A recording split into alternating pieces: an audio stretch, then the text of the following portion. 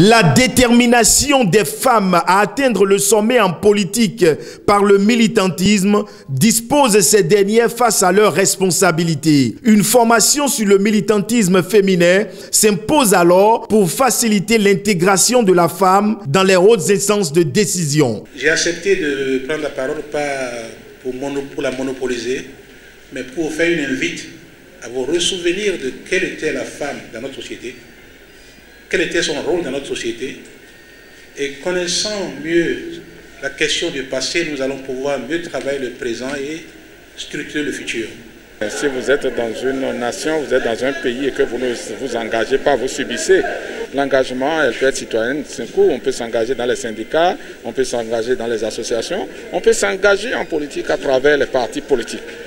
Pour ce qui concerne la rencontre d'aujourd'hui, c'est de l'engagement à l'UP qu'il a été question. On leur a démontré vraiment l'intérêt qu'il y a pour un parti progressiste que des femmes massivement puissent s'engager à un parti dont l'idéologie prône un peu les valeurs de partage et de solidarité, que ce serait très bien pour leur propre autonomisation.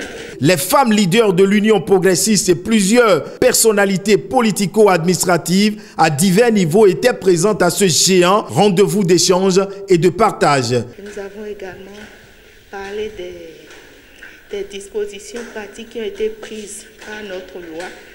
La loi aujourd'hui qui dispose que l'homme et la femme sont égaux. Et en politique également, le code électoral qui dispose maintenant que les 24 circonscriptions électorales vont au moins présenter une femme.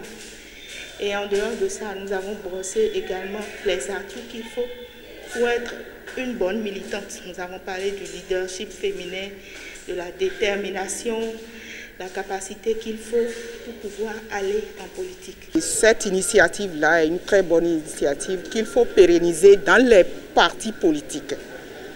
Et je suis très émue aussi, vu le nombre de femmes venues à cette formation politique et l'intérêt que manifestent les femmes vis-à-vis de ce qu'on leur offre comme formation. Une initiative qui a reçu l'assentiment et le soutien de plusieurs responsables de mouvements politiques. Quand tu as un génie devant toi, que notre président Talon, ce n'est pas d'essayer de faire semblant.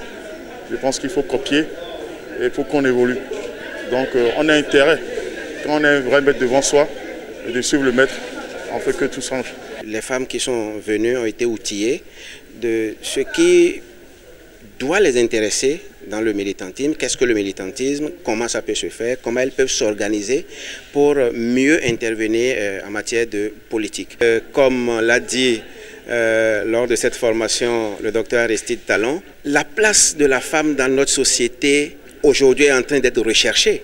Mais en réalité, la femme avait sa place. Donc, il faudrait que nous travaillions sous plusieurs plans, dont entre autres, bien sûr, la représentativité des femmes, mais aussi la formation adéquate des femmes pour qu'une fois nommées à certains postes, elles puissent réellement répondre. Paris gagné pour cette initiative de l'organisation jeunesse de l'Union progressiste.